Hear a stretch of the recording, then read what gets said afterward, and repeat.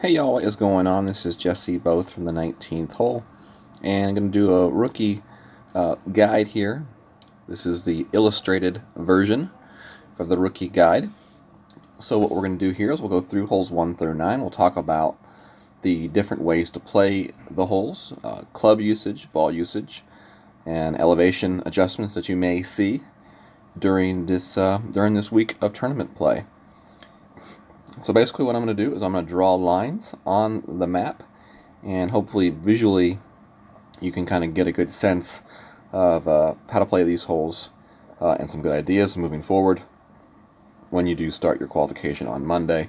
I also had a rookie video playthrough, pretty much. I call it the rookie refresh, where you can actually watch me playing these holes in previous tournaments from my playthroughs and also actual tournament play footage. And you can find the link to that in the description, or if you click on the little thing that's about to pop up on your window, you can click that as well to quickly go to that video. So, alright, let's go ahead and get started here. This is for the 3rd anniversary tournament, which starts on Monday, January 20th. And that's when qualification begins. So our first hole here is a par 3, hole number 1. And for this one, we're going to play plus 10% for the elevation. Now, in the rookie division, you're going to be using a wood club, either your Viper, your Sniper, or if you don't have either of those decent enough, your Big Dog will be what you play with. You can play with the Quasar or Katana ball. I would definitely suggest a Katana ball here for this hole because of its side spin 3 stat, and that right side spin is definitely much needed here in this hole. So your bounce location on this shot is going to be in this area right here. You're going to take your shot up onto the green. You want your second bounce to be right over here near the edge of the fringe and green line. And then your ball's going to go roll up that hill and come back down. The trick to this hole is to get your ball far enough up that hill to where it gains enough momentum to roll back down to the hill. But you don't want to go too far up that hill, because if you go too far up that hill, then your ball will filter away from the hole and down to the other side area of the green. So it's actually a pretty tricky hole in that sense to figure out just the correct amount of touch spin-wise. So for the shot, you're going to go with your max right spin and about 1 bar of topspin on this shot. And then we're also going to kind of compare that with about 1/2 a ball of curl. So you want about 1/2 a ball of curl on the shot as well. And hopefully with that, you can find that proper adjustment and that proper speed, and hopefully drop the ace. It's definitely a hole that is very aceable. Hole number 2, par 4. And there's a couple ways that you can try to play this one. The first way I'm going to talk about is playing it to the right-hand side. And, both ways, plus 10% off the tee box for the elevation. So playing it to the right-hand side, you're going to be playing your drive into this area right here. And we're going to be using at least 4 bars of topspin and max right spin, coupled with at least 1 ball of curl to the right. So you want your ball to come in, hit here on the fairway, bounce on the fairway here, and then roll up to this zone right there. If you don't use enough curl, you definitely could, that this bunker right here could come into play. So definitely make sure that you curl it enough to keep your shot away from that bunker and roll it up the fairway. For the second shot to the green, I like plus 10% with the wood. So your Viper or your Sniper, your shot's going to come in here. It's going to bounce somewhere around there and then roll to the hole. And, depending on where you land that shot, club distance-wise, will depend on the amount of backspin you use on that shot. So you always want to find your min and your max club distance. And then I usually like to take that shot somewhere near the min to mid. If you play it up there around the max, then you got to go with a little bit more backspin, just because you are landing it so close to the edge of that green, and that ball does have a tendency to roll then that close towards the green. So that's playing it to the right side. If you want to play it to the left side, then you're going to play it with top spin and right spin. You're bouncing your shot up this left fairway, And somewhere in that area, you could definitely get farther up that fairway if you were to go like a power 3 ball, or put more over power on the shot. But you want to decide whether or not you want to go for this rough bump, or with a sniper or Viper, or a long iron. If you go with the long iron, then I would definitely recommend going with either the Backbone or the Goliath. And it looks scary to go for this rough bump here, but it's really not that bad. So for the rough bump, I would play somewhere in the neighborhood of 0 to -5%. And I've played it at both ways. I've actually played it at plus 10% before. And it really just, to me, it comes down to the type of wind and the strength of wind that you have. When you are adjusting for your second shot, going for the rough bump, you do need to make sure that you do pay attention. If you're adjusting down into these bunkers, you are adjusting down to a lower elevation. So you definitely want to make sure to take that into consideration, and you may want to push your shot back up a little bit just to regain that distance if you do find yourself adjusting down into those bunkers. So that is definitely an interesting way to play this hole for the rough bump, but it's going to give you, I think, probably a really good chance to eagle it.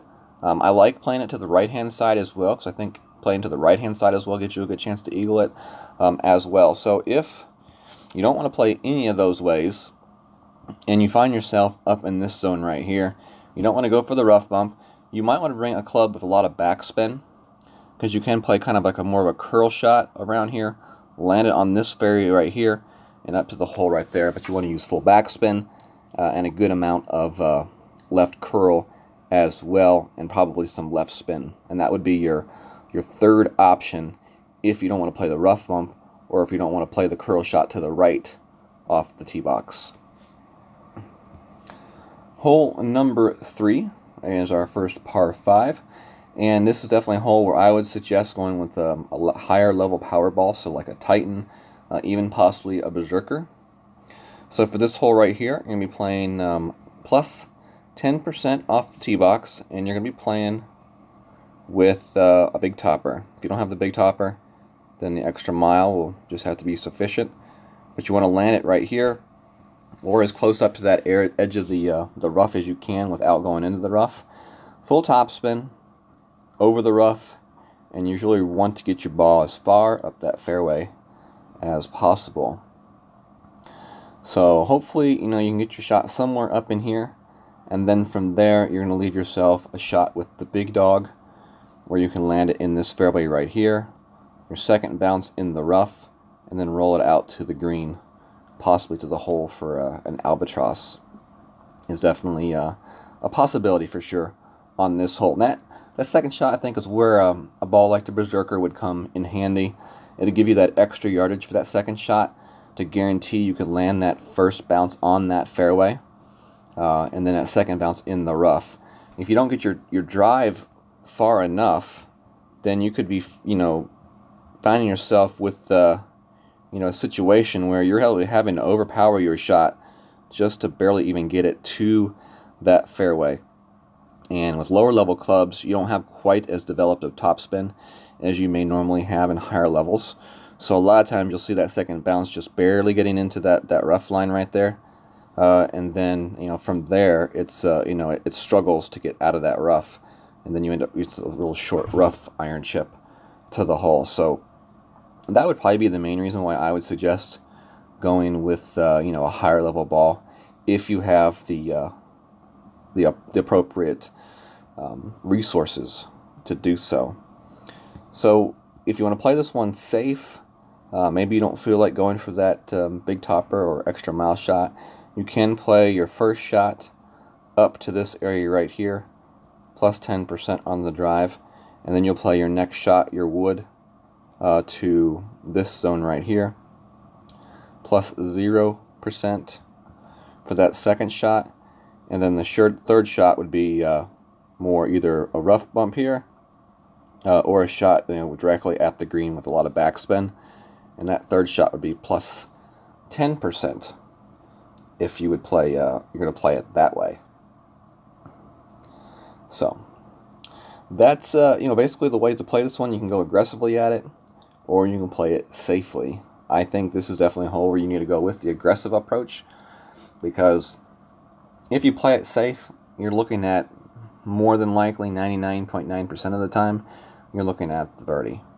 And this is a hole I think we need to get the eagle on for sure. I definitely don't want to drop a shot here on this hole. And there will be some people that drop shots on this hole, but not because they're trying to go, the safe way. It's because, sometimes that drive doesn't work out quite as you normally would expect it to, and you can find yourself in a bad situation. Hole number 4, par 3 here. And this one right here is, a wood club hole.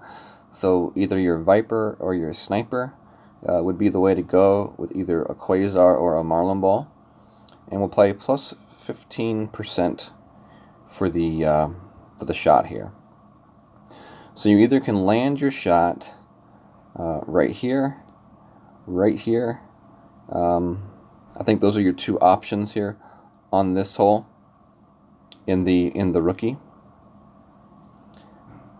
In my opinion, there's a rough bump option over here.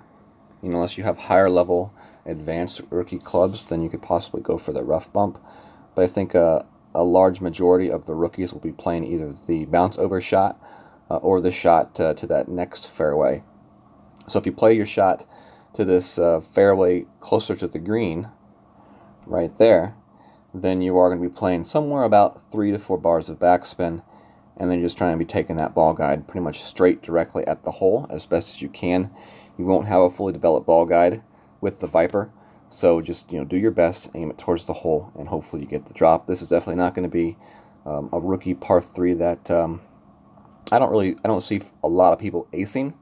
I see a lot of people possibly getting close, but not acing. And if you are one of those fortunate individuals that do ace it, then awesome job and way to go. Definitely gaining a stroke on the field, in my opinion. Hole number 5, par 4, Quasar Titan ball. If you're going to go with a Titan ball, that probably means you're going to be trying to go with the big topper and go into this last third fairway over here. Even a Berserker ball is possibly usable on this hole. Your bounce location is going to be right here with full topspin, and you're going to be bouncing there. Your third bounce is most likely going to be in the rough, and then hopefully you get the nice rollout from there on that shot, and that's going to be with the big topper. So definitely, if you're trying to go for that shot that way, going with the big topper. Plus 10% is your elevation on the drive, no matter what you try to do. And your second shot, is going to be a wood club. Not a wood club, an iron, either a short iron or a long iron. I would assume most likely a short iron.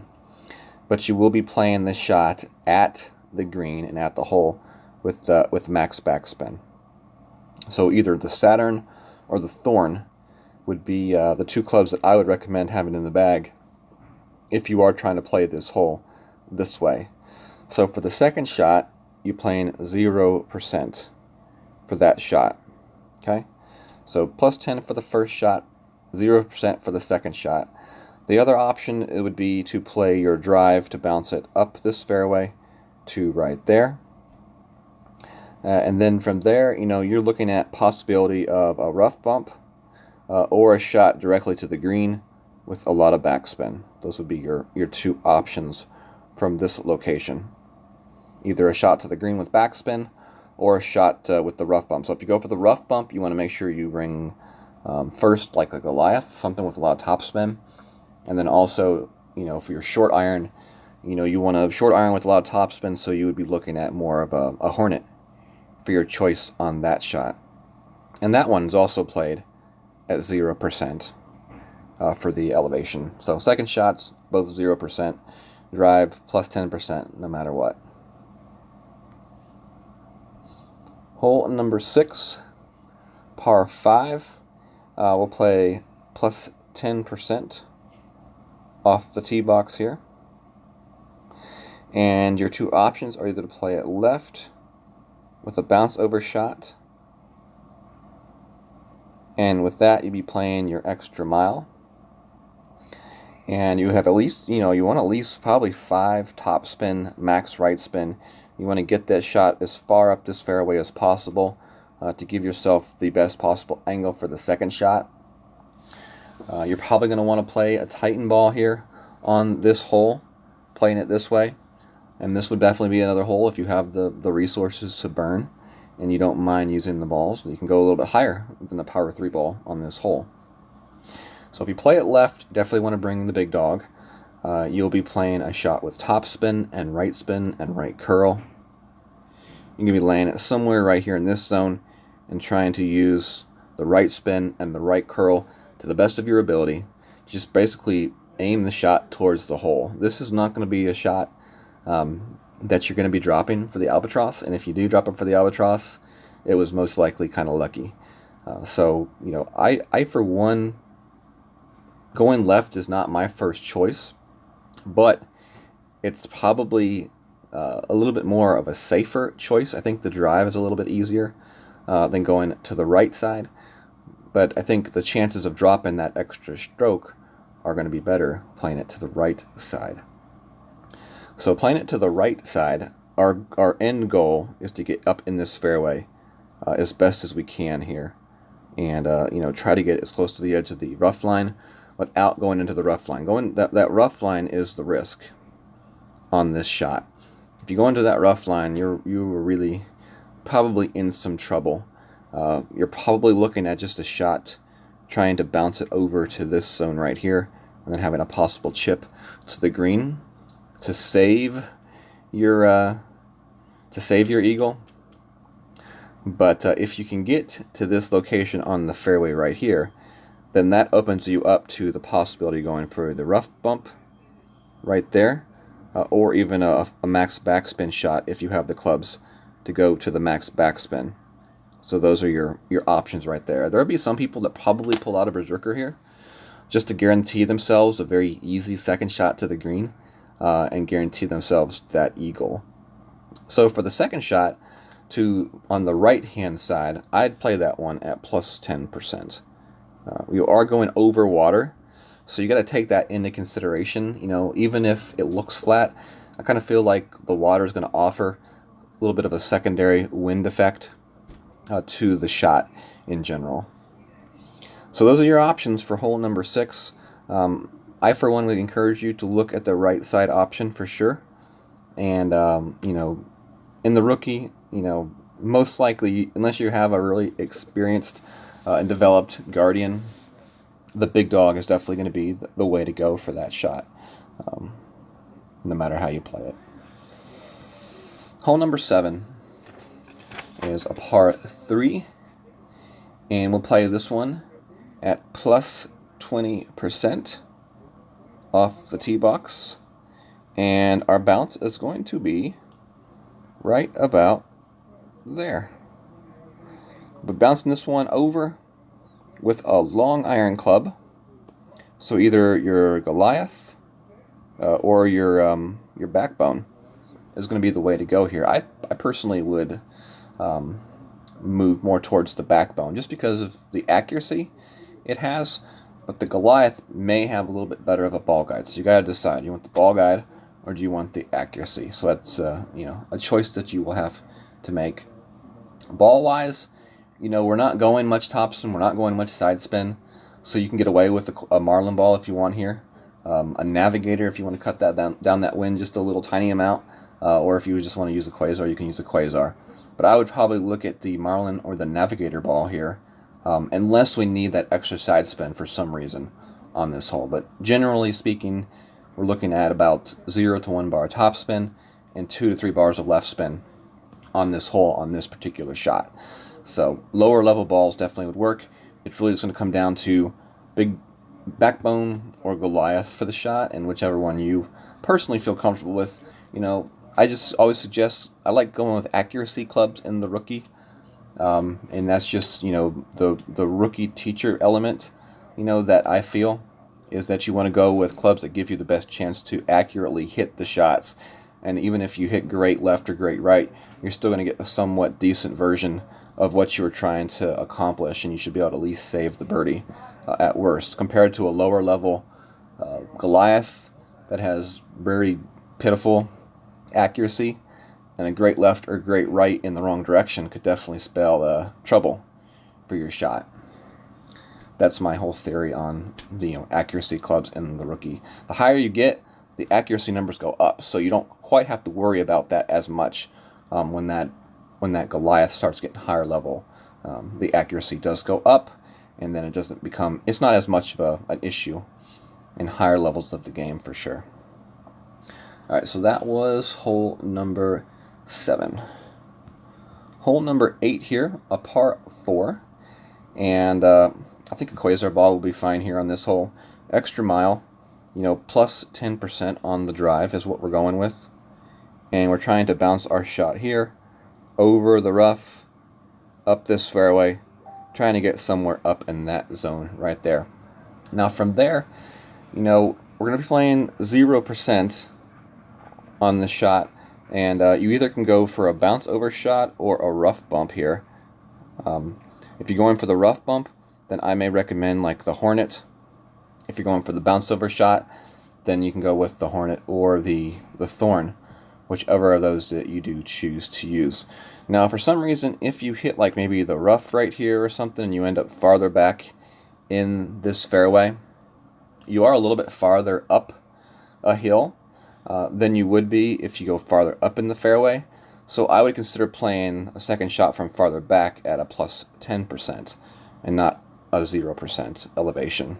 That's just kind of something I noticed last time we had this hole in the tournament, that shots from farther back in that fairway did require a little bit more of an offset, and so I played the plus 10%, and it seemed to work out pretty good. So for the drive, it's probably somewhere in the neighborhood of like 3 to 4 bars of topspin and max right spin. It's important that you find a decent way to set up your drive so that you can consistently play it every single time. And to me, what I would recommend is, on your drive, trying to figure out something with your target rings. Have one of your specific colors right there along the edge of that rough line, so that your shot can bounce over, consistently roll, up to a certain location or within a couple yards of a certain location each and every time. And then if you hit a shot from a certain location, remember what distance in your club you were, and then just kind of remember that from there on out, and try to work on dialing in that shot for this particular hole. This is definitely one of those shots that's good to keep track of your yardage markers, and just keep dialing it in as you play it. There is another way to play this one with a club with a lot of topspin. So in the rookies, that means the big topper. If you can land it far enough up this fairway with max topspin, you can hit here, and then roll through to the green. That is a possibility. Higher level rookie players can possibly do that as well, going it to the left and curling it over that way. But those are definitely two viable options as well. Not options that I used last time we had this hole, but they are there, and you may see other people playing those shots. So if you see someone play a shot like that, just know that, yeah, it's definitely an option on this hole. Hole number 9, our last and final hole, par 5.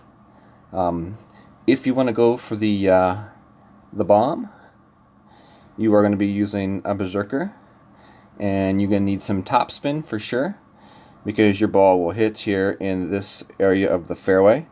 You will bounce over into these rocks, and then you will roll through, hopefully, onto this fairway, and not through the fairway. So definitely be careful on your topspin. Once you have those spins figured out, definitely stick to them so that you can get a consistent drive onto that fairway. From there, you're going to have a second shot toward the green, and it'll be a very easy route for the eagle if you play it that way. It's definitely not the safest way to play the hole, because if you don't hit your drive correctly, you can end up in the water, and be messed up on this hole for sure. The other way to play this one would be playing it kind of short and to the right side, and it depends on the wind angle on the clubs and everything like that, but you could use anywhere from like 2 to 3 bars of topspin to 3 to 3 bars of backspin on the shot. I prefer to use the extra mile and just use the backspin and the right spin on this hole last time. And you're going to bring it in here and use that backspin and right curl to feed it up that little fairway area to a nice little resting spot as close to the end as possible without going into the rough. From there, your second shot will be 0%. You really want to get this shot over that rough if you can and land it here. But if you can't, you're going to want to bring a club that has a lot of topspin, because your end goal is to get your shot either on the green or as far up to the edge of the green as possible. For that reason, I think I would still, consider bringing in a power 4, power 5 berserker for that second shot, no matter what, if you try to go for it or if you don't try to go for it. It'll just make that second shot easier. But if we get a wind that is favorable, then we can do it with just a power 3 Titan ball, as long as you have a big dog that's developed enough. If for some reason we don't get that wind and we do have to land it short, then you may want to consider a club like the Horizon with a very extended amount of topspin. It's kind of like a miniature big topper, except a wood. And you just want to try to get that shot as far up here as you can, maybe onto the green, maybe to the front edge of the green. But the farther you're up, the better it is, and the better chance you will have to drop that eagle as a result. So anyways, thank you all very much. There was the rookie refresh, which is the video portion of this 1 through 9 guide. So if you haven't seen that yet, you can go to my channel and you can find it in the video section. It should be really easy to see. It should be one of the first videos you see, and it should say rookie refresh. And there's also a pro refresh as well, which is the same exact video, except from the second tee, me playing from different tournaments in pro accounts. All right, y'all, take care. Have a great day. God bless. Good luck to you practicing this weekend, and good luck to y'all in qualification starting on Monday.